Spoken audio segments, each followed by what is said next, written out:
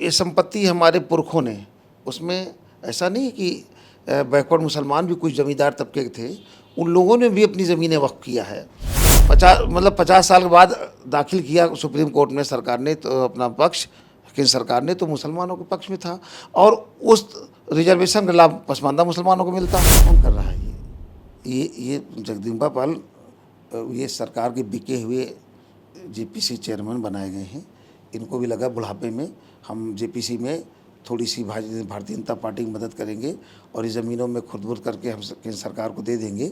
वक्फ संशोधन अधिनियम 2025 राष्ट्रपति के हस्ताक्षर के साथ ही कानून बन चुका है, लेकिन इस पर कई सारी याचिकाएं सुप्रीम कोर्ट में दाखिल हुई थी। उस पर सुनवाई करते हुए सुप्रीम कोर्ट ने मुख्य बिंदुओं पे सवाल उठाए हैं। इस पर बातचीत करने के लिए हमारे साथ राष्ट्रीय पसमानदा मुस्लिम मंच के राष्ट्रीय अध्यक्ष अनीस मंसूरी जी हैं, पूर्व राज्य मंत्री भी रहे हैं। सर, भारतीय जनता पार्टी ने वक्फ संशोधन अधिनियम संसद से पारित करवा लिया, इसको लेकर के सुप्रीम कोर्ट में सुनवाई भी हुई है, क्या कहेंगे इस पर आप? देखिए, सबसे पहले मैं माननीय न्यायालय जी का, सुप्रीम कोर्ट का आभार व्यक्त करता हूँ कि जिस तरीके से हिंदुस्तान के अंदर वक्फ संपत्ति को लेकर सरकार की जो रवैया थी वो कहीं ना कहीं एक भेदभावपूर्ण थी। तो इन सब बातों को लेकर के जो बिल पास हुआ दोनों सदनों में और राष्ट्रपति जी की मुहर भी लग गई, तो ऐसे में मुसलमानों के अंदर एक निराशा थी और वो निराशा ये थी कि शायद हमें इस देश के अंदर हमें द्वैम दर्जे के साथ मान करके व्यवहार किया जाता है और हमें न्याय नहीं मिलेगा। ये सरकार पूर्ण बहुमत की में अब ताकत में आके आकंठ घमंड में डूबी हुई है और ये तमाम जो संविधान में संशोधन करेगी जिससे मुस्लिम समाज के लोगों को जिनसे जहाँ जहाँ लाभ मिलता है वहाँ वहाँ संशोधन करेगी। लेकिन माननीय न्यायालय के इस आदेश के बाद हमारे मुस्लिम समाज में एक आशा की किरण जगी है कि शायद हमें अब न्याय मिले।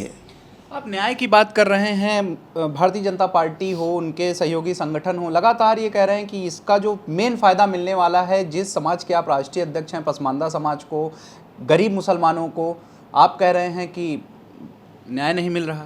देखिए, मैं ये मांग आज नहीं, मैं पिछले 12 सालों से ये मांग मैं उठा रहा हूँ कि निश्चित तौर से वक्फ संपत्ति पे बहुत बड़ा गड़बड़ घोटाला है और वक्फ संपत्तियों पर व्यापक भ्रष्टाचार है।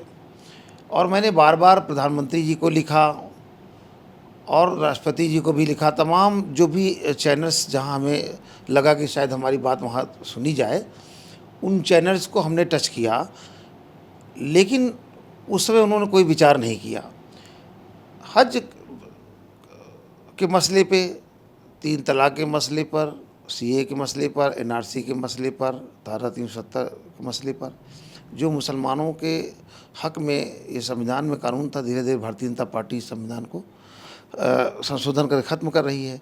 एक तरफ देश के प्रधानमंत्री जी, इन्होंने 3 जुलाई 2022 को अपने राष्ट्रीय कार्यकारिणी की बैठक हैदराबाद में ये बात बड़े ज़ोर शोर से उठाई कि इस देश के अंदर जो पिछड़े मुसलमान हैं, जिनकी आबादी, मुसलमानों की आबादी का 85% है और वो देश की मुख्यधारा से अलग थलग है, उसको देश की मुख्यधारा से जोड़ने के लिए हमें काम करना चाहिए। अपने कई मुख्यमंत्री उस मंच पर थे और उनकी तरफ इशारा करते हुए कहा कि आप सब लोगों को इस मसले पर रथ यात्रा चला करके, स्नेह यात्रा चला करके इस कौम को जोड़ना है।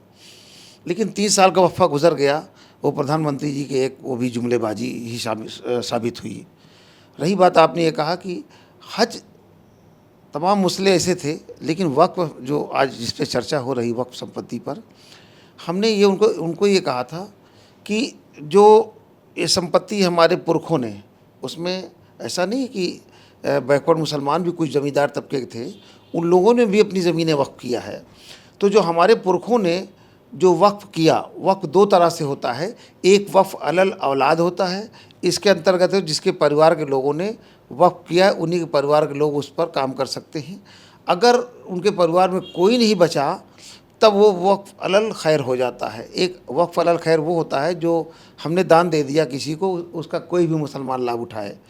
तो 2 तरह के होते हैं। तो मैंने ये कहा कि हमारे पुरखों ने जो ज़मीनें अपनी वक्फ किया था वो बेवाओं के लिए, बेसहारा मुसलमानों के लिए, यतीम बच्चों के लिए, बच्चों के तालीम के लिए, पसमानदा तबके के मुसलमानों के फलाह बहबूदी के लिए उन्होंने ये दान दिया था, वक्फ किया था। लेकिन इसका स्वरूप ये बदल गया कि वक्फ बोर्ड बना, उसमें चेयरमैन अब तक जितने भी दिल्ली से लेकर के तमाम अदर स्टेट में जो भी चेयरमैन हुए मुस्लिम अपर कास्ट से हुए। उसके अलावा भी इन जो ज़मीन पे अभी 20-25-30% लगभग जो कब्ज़ा है ज़मीन है, वो सारी ज़मीनें वक्फ की वो अपर कास्ट के मुसलमानों के पास है, एक भी पसमानदा के पास नहीं है। तो ज़मीन हमको वक्फ की गई, फ़ायदा वो माल वो काट रहे थे। तो मैंने मेरी यही शिकायत थी कि सरकार से कि आप इसकी निष्पक्ष जांच करके वक्फ संपत्ति में जो लोग कब्जा किए बैठे हैं उनके खिलाफ कार्रवाई किया जाए, ताकि पसमानदा तबके के मुसलमान इस वक्फ संपत्ति का लाभ उठा सकें। और जो बची हुई ज़मीनें हैं, इस पर प्रधानमंत्री रोज़गार योजना के तहत इस पर वो कुछ इस प्लानिंग करें कि कहीं बाज़ार बनाए, कहीं मार्केट बनाए, मॉल बनाए और लघु एवं कुटीर उद्योग का निर्माण करें, ताकि हमारे पसमानदा समाज के लोग उससे जुड़ सकें। तो यही तो प्रधानमंत्री जी भी कह रहे हैं ना कि जो मुसलमान अमीर मुसलमानों ने ज़मीन कब्जा कर ली थी और गरीब मुसलमान के बच्चे पंचर बनाते रह गए। जब ये बिल आया तो मैंने यही तो कहा था, जेपीसी कमेटी के जो चेयरमैन थे जगदम्बिका पाल जी, उनको मैंने फ़ोन करके भी समय मांगा और पत्राचार से भी हमने उनको अपने मशवरे भेजे, लेकिन उस पर उन्होंने कोई विचार नहीं किया, ना तो मुझे मिलने का समय दिया गया।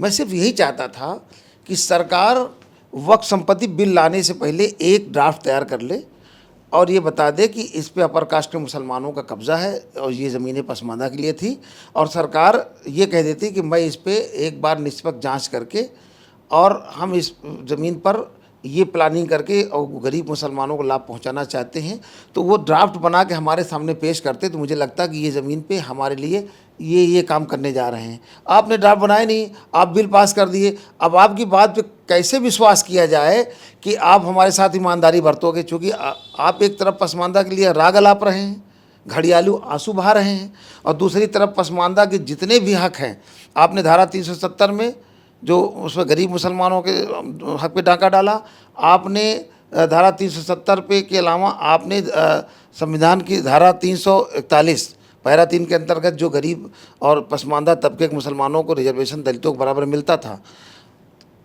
23 रिमाइंडर के बाद 50 साल के बाद दाखिल किया सुप्रीम कोर्ट में सरकार ने तो अपना पक्ष, केंद्र सरकार ने तो मुसलमानों के पक्ष में था और उस रिजर्वेशन का लाभ पसमानदा मुसलमानों को मिलता।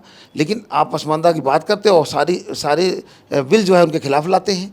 आपने अबुल कलाम आज़ाद फेलोशिप बंद कर दिया, जिससे मुसलमानों को उस स्कॉलरशिप मिलती थी, हमारे बच्चे IAS PCS इंजीनियर वैज्ञानिक पत्रकार हुआ करते थे। आपने वो फ्री कोचिंग बंद कर दिया। वो फ्री कोचिंग कौन जाता था? उसमें पसमानदा मुसलमान जाता था। आप केवल बात करते हो पसमानदा समाज की, आप उनके लिए काम नहीं करते हो। इसलिए आप पे हमारा विश्वास नहीं जमा कि आप 3 साल से केवल पसमानदा का नाम वोट के लेने के लिए, पसमानदा गरीब है, पसमानदा पिछली सरकारों ने पसमानदा का बड़ा शोषण किया, कांग्रेस सरकार को, पिछली सरकारों को आपने कोसा। मैंने यही कहा, जो पिछली सरकारों ने पसमानदा मुसलमानों के साथ किया उनका हश्र आप देख रहे हैं। अगर आप पूर्ण बहुमत में है, आप सरकार में है, अगर चाहे तो आप ईमानदारी के साथ में आप हमारे लिए कार्य योजना बना करके लाभ पहुंचा दीजिए। आप पिछली सरकारों को कोसने से अच्छा है कि आप पावर में आप दे दीजिए, लेकिन 3 साल का वक्फा गुजर गया, आपने भी कुछ नहीं किया। तो हम कैसे आप विश्वास करें कि हमारी ज़मीनें आप ले लेंगे? और नीयत आपकी ख़राब तब दिखी जब आपने कहा कि पहले नियम था ट्रिब्यूनल में केस डिसाइड होगा, ठीक है ना। हमारे लोगों के पास सुप्रीम कोर्ट, हाई कोर्ट जाने के लिए पैसा नहीं है, तो ट्रिब्यूनल में डिसाइड होगा, यहाँ कम पैसे में काम चल जाता। हो भी रहे थे यहाँ से, आपने क्यों नेक्स्ट अथॉरिटी अपील करने के लिए रास्ता खोल दिया। और तीसरी बात यह है कि आपने हिंदू मेंबर्स क्यों, आपने हमारा संगठन मेरे पुरखों की ज़मीन है, सरकार का तो उसमें कुछ लेना देना है नहीं, सरकार ज़मीन है नहीं। ये भारतवर्ष की ज़मीन हम मान सकते हैं, लेकिन भारत सरकार की ज़मीन नहीं है। आपको हमारे ज़मीन में खुर्द-बुर्द करने कोई हक अधिकार था ही नहीं। आपको कहा कि जाँच करा के उसकी वक्फ बोर्ड बना, हमने आपको उसकी देखरेख करने के लिए रखा था मुतवल्ली। और ये भी नहीं सरकार में भार था, उसका जो आमदनी वक्फ बोर्ड से थी उसमें काम कर रहे लोगों को उसी पैसे से तनख्वाह दी जाती थी। सरकार के बोझ नहीं थे हम तो आपको देख रेख के लिए रखे थे। लेकिन आपने देखा कि बड़े बड़े उलेमा, बड़े बड़े मुतवल्ली इन ज़मीनों के सब हड़प रहे हैं। तो हम सरकार क्यों ना हड़प ले इसको, इसलिए आपकी बदनज़र उस ज़मीन पर पड़ी और आपने उस ज़मीन को हथियाने की पूरी कोशिश की। बड़ा आरोप आप लगा रहे हैं, आप कह रहे हैं कि जो बड़े उलमा थे वो ज़मीन को हड़प रहे थे तो सरकार ने सोचा कि सरकार भी हड़प ले। वो इस चीज़ को कह रहे हैं कि हम गरीबों के लिए कर रहे हैं, और इसको लेकर के भारतीय जनता पार्टी है, उनका अल्पसंख्यक मंत्रालय है, अल्पसंख्यक विभाग है, जो भी उनके पार्टी के लोग हैं वो कार्यक्रम चला रहे हैं। वो कह रहे हैं कि हम सही बात मुसलमानों तक पहुँचाएंगे, मुसलमानों तक अभी सही बात पहुँच नहीं रही। तो देखिए, आप घड़ा भी लेने जाते हैं, लेने से पहले आप 100 रुपए के घड़े को, 50 रुपए के घड़े को आप उसको बजा करके देखते कहीं फूटा तो नहीं है। आप इतना बड़ा फैसला लेने जा रहे थे, हमारी बेशकीमती ज़मीनें आप सरकार में सम्मिलित करके उस पर कार्य योजना बना काम करने की बात कर रहे थे, लेकिन जिसकी ज़मीन तो उसको तो बताओ साहब कि हम इस पर क्या क्या करेंगे। जो आज ये कर रहे हैं, ये काम बिल आने से पहले करना चाहिए, तो ये तो बखेड़ा ना होता। लेकिन अब सुप्रीम कोर्ट का डंडा सरकार पे पड़ा तो सरकार को बैक होना पड़ा। अब इसीलिए अपनी इज्जत बचाने के लिए तरह तरह की ये सब बातें अब करना शुरू कर दिया है। उनको लग गया कि माननीय न्यायालय का, सुप्रीम कोर्ट का रुख कड़ा है, ये भारतवर्ष के अंदर ये अल्पसंख्यकों के साथ गलत हुआ है, मुसलमानों के साथ गलत हुआ है, इसमें आगे परिणाम और देश के अंदर आग लग जाएगी। जैसा उनको आभास हो गया पश्चिम बंगाल से कि इस पर ये मुद्दा रुकने वाला नहीं है। हम बिल पास करा ले गए ज़रूर है, लेकिन ये मुद्दा देश के अंदर बड़ा गर्माहट पैदा करेगा। इसलिए उन्होंने भाव करके अब वो एक योजना चला रहे हैं कि साहब ये अल्पसंख्यक वाले क्या करेंगे, ये जो उनके मंत्री हैं वो सरकारी मुसलमान, उनकी हैसियत है कि मुसलमानों के पक्ष में कुछ बोल दें। दानिश अंसारी की हैसियत है, इतना बड़ा हो गया, घोटाला हो गया, इस पर एक शब्द उनका आया। जितने मुसलमान बासित अली बैठे हुए हैं, बात हो रही है पसमानदा मुसलमानों के, आपने अपर कास्ट के मुसलमान को वहाँ पर पूरी जिम्मेदारी दे रही भाजपा की। तो आप भाजपा पसमानदा की बात करती है और पद देती है बड़े मुसलमानों को। तो भाजपा के करनी और कथनी में फ़र्क है। मैं तो सिर्फ ये कहूँगा कि जब हम लोगों ने ये आवाज़ उठाई थी तो 2020 में CBI जाँच के लिए उत्तर प्रदेश सरकार ने CBI जाँच के लिए आदेश किए थे और जाँच बैठा दिया था। 5 साल हो गया, अभी तक जांच में एक भी न तो ज़मीनें सरकार के पास आई, न किसी के खिलाफ कोई कार्रवाई हुई, और न तो सरकार ने अब तक किसी के खिलाफ FIR किया। अब वो जांच ठंडे बस्ते में तो चली क्या आप गई। कह रहे हैं कि भाजपा की कथनी और करनी में अंतर है? बहुत फ़र्क है। आपने देखा नहीं कि आप अब इस तरह बातें कर रहे हैं। अरे भाई, आप कौन होते हैं? हमारे पुरखों ने हमारे लिए ज़मीन दिया और आप इतना अन्याय कर रहे हैं कि आपको अगर करना तो ईमानदारी से। आज मुसलमान इसका शिकार हुआ है, कल क्रिश्चियन भी तैयार रहे, उनके पास भी हम लोगों से कम ज़मीनें नहीं हैं। कल वो क्रिश्चियन पे ये वार होगा, परसों ये बुद्ध पे, बुद्धिस्ट पे होगा, और फिर वो सिखों पर भी होगा, ईसाइयों पर होगा, और सिखों पे होगा, बौद्धों पर भी होगा, और जैनियों पे हमले शुरू हो गए हैं। अभी आप देख रहे हैं महाराष्ट्र में जिस तरीके से उनके मंदिर तोड़े जा रहे हैं और उनके परिसर को कब्जा किया जा रहा है। शुरुआत हो गई मुसलमान और जैन से शुरुआत हो गई है, बचेगा कोई नहीं। ये सरकार की हमारे ज़मीनों पर बदनज़र है। इसलिए सरकार अगर ईमानदारी से काम करती तो हमारे इस सरकार प्रधानमंत्री योजना के तहत कार्य योजना बना के ड्राफ्ट तैयार करके, और हर जगह ये जो कार्यक्रम चल रहा है, इस कार्यक्रम के माध्यम से कि देखिए आपके लिए हमने ये काम किया, उसमें थोड़ा संशोधन होता तो 19-20 हो जाता। लेकिन आपने तो गुप रखा ना, आपने चुप रखा कि इसमें है क्या, इस जादू भी पिटारा में क्या है। हम जब नहीं देख पा रहे तो मुझे तो मेरे मन में तमाम तरह की भ्रांतियाँ हो रही ना कि पता नहीं इसमें क्या होगा। अगर ही बता दे इसमें ये है तो बातें नहीं होती। इसलिए भाजपा जो कहती है वो करती नहीं है। पसमानदा मुसलमान समाज के लिए इतना चिंता जताया प्रधानमंत्री जी ने, लेकिन आज भी जितना भी काम किया मुसलमानों में, सब में पसमानदा मुसलमानों का नुकसान हुआ है। एक सवाल है आपसे, सुप्रीम कोर्ट ने 7 दिन का समय दिया। जो आप बात कर रहे हैं कि हिंदुओं को क्यों रखा जा रहा है, उस पर वहाँ से कहा जा रहा है कि कोई वक्फ बोर्ड धार्मिक संस्था नहीं है। वहाँ पे ऐसा तो है नहीं कि जैसे सुप्रीम कोर्ट ने अपने आदेश में भी बोला है कि क्या हिंदुओं को उसमें रख रहे हैं, तो हिंदू जो मठ हैं, हिंदू जो धार्मिक क्षेत्र हैं, तो उसमें भी क्या मुसलमानों को आप जगह देंगे? तो उसमें वहाँ से सॉलिसिटर जनरल के द्वारा बोला गया कि वक्फ बोर्ड कोई धार्मिक संस्था नहीं। थोड़ा सा क्लियर करिए क्या मामला। ये गलत बोलते हैं। वक्फ संपत्ति, वक्फ बोर्ड नहीं, वक्फ संपत्ति ये एक धर्म मुसलमानों की पुरखों की गिफ्ट दी हुई संपत्ति है। हम राष्ट्रीय संपत्ति तो है, हमारे देश की धरोहर है, अब उस पर हम रहते हैं, वो उनकी है, भारत सरकार की नहीं है। और ये एक धर्म की संपत्ति है, वो गलत बोलते हैं। वो सॉलिसिटर जनरल ने गलत बात कही। वक्फ बोर्ड जो बना है वो निगरानी के लिए बना है, आप कि हमारे इस प्रॉपर्टी बड़ी, इसकी निगरानी आप करिए, और उसके तनख्वाह भी हमारे लोग उससे जो किराया आता है वक्फ बोर्ड से दिया जाता है। तो सरकार का जो कहना है वो गोल मोल कर गुमराह कर रही है कोर्ट को भी। लेकिन मुझे लगता है कि कोर्ट में भी उनकी चलेगी नहीं, और माननीय सुप्रीम कोर्ट पूरी तरह से इस केस को संज्ञान में ले करके, और जो बात कही है, कहीं न कहीं मुसलमानों के अंदर एक जो निराशा थी, वो उनके अंदर एक उम्मीद की किरण जगी है, और मुझे पूरा भरोसा है कि माननीय न्यायालय का जो फैसला आएगा हम लोग उसको मानेंगे, और हमेशा माना है, और कभी न्यायालय पे हम लोगों ने उंगली नहीं उठाई। लेकिन न्यायालय में भी कुछ ऐसे भ्रष्ट लोग रहे जिन्होंने अपने कर्तव्यों का निर्वहन नहीं किया। ऐसा नहीं कि भ्रष्टाचार न्यायालय में, उसमें कोर्ट में जुडिशली में सब ईमानदार बैठे हैं, उसमें कुछ भ्रष्टाचारी लोग भी हैं जिन लोगों ने सरकार से पैकेज ले करके तमाम फैसले हमारे खिलाफ किए हैं। अच्छा, जो जेपीसी के अध्यक्ष रहे जगदम्बिका पाल, वो कह रहे हैं इसका सिर्फ विरोध तुष्टीकरण और राजनीतिक फायदे के लिए हो रहा है। ये कौन कर रहा है? ये जगदम्बिका पाल ये सरकार के बिके हुए जेपीसी चेयरमैन बनाए गए हैं। इनको भी लगा बुढ़ापे में हम जेपीसी में थोड़ी सी भारतीय जनता पार्टी की मदद करेंगे और इस ज़मीनों में खुरद-बुर्द करके हम केंद्र सरकार को दे देंगे तो शायद हम गवर्नर बन जाएंगे। उनका सपना अधूरा रहेगा। वो पूरी जीवन की जो उन्होंने कमाई थी, जो लोग अपने भरोसा करते थे, इस कमेटी में आके सरकार के इशारे पर बेईमान हो गए हैं। उन्होंने गलत तरीके से किया। जेपीसी कमेटी में जब उसमें इंडिया गठबंधन के भी एमपीज़ थे, और एनडीए के भी थे एमपीज़ थे, और बाहर से भी लोगों ने 5000 लोगों ने मशवरे दिए। जेपीसी कमेटी के चेयरमैन ईमानदार होते तो सबके मशवरे को पुनरावृत्ति करते, सुनते, उस पर विचार विमर्श करते।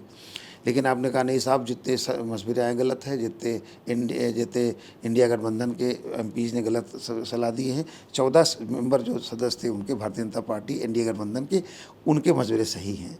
तो ये तो आप पे हमें पहले भी शक था कि ये तो एक तमाशा कर रहे हैं कमेटी बैठा करके। इन्हें करना वही जो इन्होंने प्लानिंग कर रखा, मनमानी करेंगे, वो कर लिया उन्होंने। अच्छा, आपने विरोध की, बंगाल की बात की। बंगाल में विरोध के नाम पे जो हिंसा हुई, क्या लगता है वो सही है? ये सारी भारतीय जनता पार्टी बंगाल के अंदर, अब अमित शाह जी की भारतीय जनता पार्टी की निगाह बंगाल पे है, क्योंकि वो तेज़ तर्रार तो शायद हम गवर्नर बन जाएंगे। उनका सपना अधूरा रहेगा।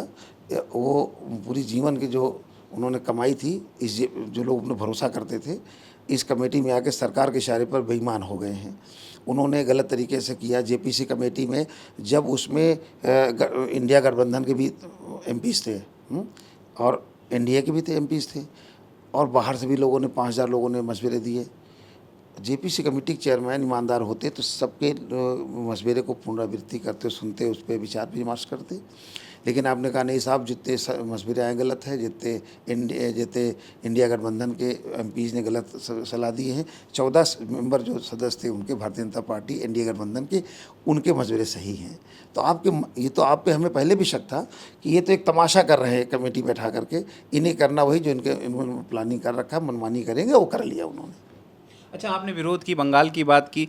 बंगाल में विरोध के नाम पे जो हिंसा हुई, क्या लगता है वो सही है? ये सारी भारतीय जनता पार्टी बंगाल के अंदर, अब अमित शाह जी की भारतीय जनता पार्टी की निगाह बंगाल पे है, क्योंकि वो तेज़ तर्रार लेडी है। जिस तरीके से वहाँ पर मुसलमानों को सुरक्षा गारंटी दिया, और मुसलमान पश्चिम बंगाल में अपने आप को सुरक्षित महसूस कर रहा है। ऐसे में भारतीय जनता पार्टी वहाँ पर, अब अमित शाह की नज़र है कि हम पश्चिम बंगाल में भी दंगे फसाद हिंदू मुसलमान करके, और हम वहाँ पर ममता बनर्जी को कमज़ोर करना चाहते हैं। लेकिन वहाँ पर जो ममता बनर्जी जैसा ईमानदार नेता भारतीय जनता पार्टी को पश्चिम बंगाल को ढूंढे नहीं मिलेगा। नहीं तो हिंसा के जो वीडियोज़ आए, कई सारे वीडियोज़ में कई सारे हिंदू जो है छोड़ करके पलायन किए, तो उसको लेकर के भाजपा आरोप लगा रही है कि ममता बनर्जी तुष्टीकरण की राजनीति कर रहे हैं। ये गोदी मीडिया है। ये जितना गोदी मीडिया है, ये भारतीय जनता पार्टी के लिए पूरी तरह काम करती है और प्लानिंग करती है। कहीं कोई पलायन नहीं कर रहा है, कहीं कुछ नहीं। ये सारे दंगे भारतीय जनता पार्टी वाले करा रहे हैं, और मीडिया उसको मैनेज करके उल्टा दिखा रही है, और कहीं ना कहीं पश्चिम बंगाल सरकार की बदनामी करने पर गोदी मीडिया तुली हुई है केंद्र सरकार के इशारे पर। अच्छा, इसी मामले को लेकर के अभी एक बयान आया उपराष्ट्रपति जगदीप धनखड़ का। उन्होंने कहा कि सुप्रीम कोर्ट सुप्रीम संसद बनने की कोशिश कर रही है, वो अपने अधिकार क्षेत्र से बढ़ करके फैसले ले रही है। उनसे पूछ लीजिए धनखड़ जी से कि आप कितने ईमानदारी के साथ में, इतने सांसदों के बीच में आपको बैठाला गया, आप कहीं से ईमानदार दिखते हैं? आप विरोध के सांसद को बोलने देते हैं? आप सरकार की नुमाइंदगी करते हैं पूरी तरह से। वो पद ऐसा है, ऐसा पद है जहाँ पर वो जितने भी एमपीज हैं किसी दल के आए वो सबका नेता होता है वो। और वो बैठ के पूरा पक्ष भारतीय जनता पार्टी के रखते हैं। तो भ्रष्टाचार तो खुद कर रहे हैं, झूठ खुद बोलते हैं, और हमारे लोग साथ अन्याय खुद कर रहे हैं। और माननीय न्यायालय पर उंगली उठाएंगे वो, जिनके खुद के शिष्य घर होते दूसरे पत्थर नहीं मारते। तो धनखड़ जी कितने ईमानदार है, ये तो पूरी देश दुनिया देख रही है कि आप कुर्सी बैठ करके किसको कितना बोलने देते हैं और कितना सरकार का पक्ष रखते हैं, पूरा देश देख रहा है। तो आज जो धनखड़ जी ने बोला है पूरे देश के अंदर उसकी निंदा हो रही है। आप माननीय न्यायालय पर उंगली उठाओगे? हाँ, अगर कोई मुसलमान अब तक ये बात कह देता तो अब तक जाने कितनी कार्रवाई केंद्र सरकार कर देती है। जाने यही गोदी मीडिया पों चिल्लाता, रात दिन चिल्लाता, लेकिन आज सब खामोश बैठे हैं। अब माननीय न्यायालय पे अब जब देश के अंदर जब आप सरकार आकंठ भ्रष्टाचार में डूबी है, एक समुदाय को तंग करने पे लगी है, एक समुदाय को बर्बाद कर देना चाहती है, अगर उसके लिए माननीय न्यायालय ने उनको राहत देने की बात की और ये कहा उनके साथ गलत हो रहा है, तो वो मतलब उस पर उंगली उठाएंगे ये माननीय न्यायालय, सुप्रीम कोर्ट में उंगली उठाएंगे ये। तो ऐसे लोग सरकार के एक एजेंट के रूप में काम करते हैं। आपने कहा सरकार के एजेंट के रूप में, उन्होंने एक फैसला भी बताया कि एक जज के यहाँ जब नोटों का बंडल जला हुआ मिला था तो उन्होंने कहा उस पर कोई एफआईआर नहीं हुई। कार्यपालिका के ऊपर न्यायपालिका अधिकार स्थापित करना चाहती है। तो आप सरकार में बैठे थे, आपकी सरकार है, अगर उन पर कार्रवाई नहीं हुई तो आपको आवाज़ वहाँ उठाना चाहिए था। हाँ, वहाँ पर चूँकि वो वहाँ पर इसलिए नहीं उठाया कि आपको वहाँ डर लग रहा था, सबसे कमज़ोर मुसलमानों का मसला था, इस पे आपने उठा दिया। तो आपकी सरकार है, ये काम तो केंद्र सरकार को करना चाहिए। तो उनको मोदी जी से कहना चाहिए साहब कि ये काम ये तो गलत हुआ, यहाँ काम होना चाहिए। ये तो सरकार को करना चाहिए ना। जज कौन बनाती है? सरकार बनाती है ना। तो सरकार को संज्ञान लेना चाहिए, लेकिन सरकार क्यों चुप है? तो जो काम है उनसे पूछी जाके कि ऐसा क्यों हुआ। चलिए, अंतिम सवाल आपसे, वक्फ संशोधन अधिनियम पर सरकार अपने स्टैंड पे कायम है। सुप्रीम कोर्ट ने 7 दिन का समय दिया है। अगर फैसला ऐसा जैसा है, अभी भी वक्फ संशोधन अधिनियम जस का तस रहता है, तो आप लोगों का क्या फैसला होगा उस पर? देखिए, हम इस देश में रहते हैं और जो देश के प्रधानमंत्री जी हैं वो प्रधानमंत्री जी किसी दल के नहीं हैं, वो देश के प्रधानमंत्री जी हैं। तो थोड़ा सा देश के प्रधानमंत्री जी को दिल बड़ा करना पड़ेगा कि वोट की राजनीति ना करें। और देश जो गर्त में जा रहा है, हमारी जो हालात, हम कर्ज में डूबे हुए हैं और देश के अंदर बेरोज़गारी है, देश के अंदर भ्रष्टाचार है, देश के अंदर आज हमारी बहनें सुरक्षित नहीं हैं, देश के अंदर लोगों के जो दूसरे धर्म के लोगों के पूजा स्थल, उनके तमाम सारी चीज़ें वो सुरक्षित नहीं है, देश का 20% मुसलमान सुरक्षित नहीं है। प्रधानमंत्री जी को इस पे गहन अध्ययन कर विचार करना चाहिए कि वो देश के प्रधानमंत्री हैं और हम लोग भी इसी देश में रहते हैं और हम इस देश के मूल निवासी हैं। हम बाहर से नहीं आए हैं, हम इस देश के मूल निवासी हैं। हम कन्वर्टेड मुसलमान हैं देश में, तो हमारे साथ व्यवहार इस तरह क्यों किया जाता है? कहीं औरंगजेब को लाते कि हमारे जो आदर्श है हज़रत मोहम्मद साहब हैं, हुजूर पाक को अपना आदर्श मानते हैं। उसके बाद सामाजिक आदर्श में हमारे डॉक्टर भीमराव अम्बेडकर जी हैं। मैं उनको अपना आदर्श मानता हूँ कि डॉक्टर भीमराव अम्बेडकर हमारे आदर्श हैं। उन्होंने संविधान में हम तमाम गरीब और कमज़ोर वर्ग के लिए उसमें गुंजाइश की थी और उसका लाभ लोगों ने उठाया। आज भारतीय जनता पार्टी उसे भी कुठाराघात कर रही है, संविधान को बर्बाद करना चाहती है। आपने औरंगजेब की बात की। औरंगजेब के मामले के साथ ही साथ राणा सांगा का विवाद काफ़ी इन दिनों तूल पकड़ा हुआ है, माफ़ी की मांग की जा रही है। आपको क्या लगता है कि ऐसे बयान सही हैं? तलवारें ले करके और बंदूक लेकर के, कट्टे लेकर के, लाठी डंडे ले करके इसी उत्तर प्रदेश के आगरा शहर में, हाँ, एक समुदाय के लोगों ने जिस तरह से नंगा नाच किया, हरियाणा से लोग आए, पंजाब से लोग आए, उत्तराखंड से लोग आए, मध्य प्रदेश से आए, राजस्थान से आए, उत्तर प्रदेश से लोग इकट्ठा हुए। इतनी तादाद में नंगी तलवारों का प्रदर्शन किया गया। सरकार ने कुछ किया उनके खिलाफ? आप औरंगजेब की बात करते हैं। मैं औरंगजेब हमारे कोई आदर्श नहीं है। औरंगजेब एक शासक थे और उन्होंने यहाँ शासन किया। और जब औरंगजेब उस समय उनके झगड़े चलते थे, हिंदू मुसलमान के नहीं थे, उनके राज्य के स्टेट के झगड़े थे, उनको राजा बनने के झगड़ा था। तो वो लोग आपस जो झगड़ा करते थे वो तो एक अपने राजा बनने के लिए, हिंदू मुसलमान के सोच के तहत झगड़े नहीं हुआ करते थे। तो वो तो एक शासक थे, चले गए, हम उनको आदर्श थोड़े मानते हैं। ये तो भारतीय जनता पार्टी में ज़बरदस्ती कह रही कि तुम आदर्श मानो। हमारे औरंगजेब कोई आदर्श हमको नहीं मानते, वो एक आम आदमी की तरह थे और उन्होंने जो किया वो इतिहास में चला गया। लेकिन तमाम सवाल सोशल मीडिया पे, गोदी मीडिया नहीं उठाते, सोशल मीडिया पे बहुत सारे इतिहासकार आपको इतिहास बता रहे हैं। वो हिंदूज़ हैं सब, मुसलमान एक भी नहीं बता रहा, सब हिंदू इतिहासकार बता रहे हैं। और पूरा देश सुन रहा है उसको कि भारतीय जनता पार्टी क्या कहती है और सोशल मीडिया पे इतिहासकार क्या कहते हैं। ये सब वोट की राजनीति है और भारतीय जनता पार्टी अपनी कमियों को, अपनी नाकामियों को, कि हमको जवाब ना देना पड़े जनता में, इसलिए वो तरह तरह नए नए मुद्दे ला करके और लोगों का मन भटकाती रहती है और मुद्दे से ध्यान हटाती रहती है। अच्छा, इसी पे अखिलेश यादव आज आगरा गए हैं रामलाल जी सुमन का समर्थन करने के लिए। भारतीय जनता पार्टी कह रही है कि महापुरुषों के साथ खिलवाड़ कर रही है समाजवादी पार्टी। आप खुद ही मुंशी बन जाओगे, खुद ही पुलिस बन जाओगे, खुद ही सजा दे दोगे, तो ये कौन देख रहा है? ये मोदी जी, अमित शाह जी ये नंगा नाच आंखों से देख रहे हैं। अगर यही हरकत कोई मुसलमान करा होता तब तक ऐसे लगा कि दर्जनों लोग उनको अब तक जेलों के अंदर ठूस दिया जाता। लेकिन आज ये सरकार चुप है, किसी खिलाफ FIR किया? ये आपका काम था। अगर वहाँ दंगाई गए थे और नंगा नाच कर रहे थे, नंगी तलवारें लहरा रहे थे और एक समुदाय के हमारे नेता अखिलेश यादव जी को कह रहे थे कि मार देंगे। इस देश के अंदर एक इतने बड़े नेता, 37 सांसद का नेता, 111 विधायक का नेता, ये एक समुदाय के लोग धमकी दे रहे हैं कि हम उन्हें जान से मार देंगे और ये सरकार मूक दर्शक बन के सुन रही है। इससे ज़्यादा और संविधान का मजाक क्या उड़ेगा? इस कानून व्यवस्था की मजाक और क्या उड़ेगा इससे ज़्यादा? हमको तो लगता है इससे ज़्यादा कुछ हो ही नहीं सकता।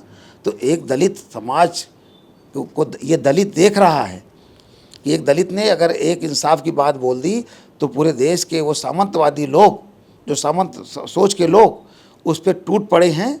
ये आने वाले चुनाव में ये दलित समाज के लोग बड़े खामोशी के साथ भारतीय जनता पार्टी को जवाब देने का काम करेंगे। और भारतीय जनता पार्टी समझ गई है कि हम 2-3 बार इनके बहकावे में आ गए, धार्मिक बनाया हमको, लेकिन इनकी मंशा पुरानी मनुस्मृति लाना चाहते हैं, पुरानी धार्मिक व्यवस्था को लाना चाहते हैं। इसलिए अब दलित वर्ग जब कई बार चोट खाया तब उसे लगा कि हम गलत जगह जा रहे थे, इसलिए वो ट्रैक पे लौटेगा और भारतीय जनता पार्टी को नेस्ता नाबूद करके छोड़ेगा दलित वर्ग। तो ये थे हमारे साथ राष्ट्रीय पसमानदा समाज के राष्ट्रीय अध्यक्ष अनीस मंसूरी जी, जिन्होंने हमारे हर सवाल का बेबाकी के साथ जवाब दिया। और इन्होंने कहा कि भारतीय जनता पार्टी जो समाज में विभेद पैदा कर रही है, दलितों के अंदर एक दूसरे के खिलाफ नफरत फैला रही है, उसका समाज जवाब देगा। और आने वाले 2027 के विधानसभा चुनाव में भारतीय जनता पार्टी बुरी तरह से हारेगी। वीडियो जर्नलिस्ट मिराज के साथ मैं आलोक दीक्षित, #भारत न्यूज़ लखनऊ।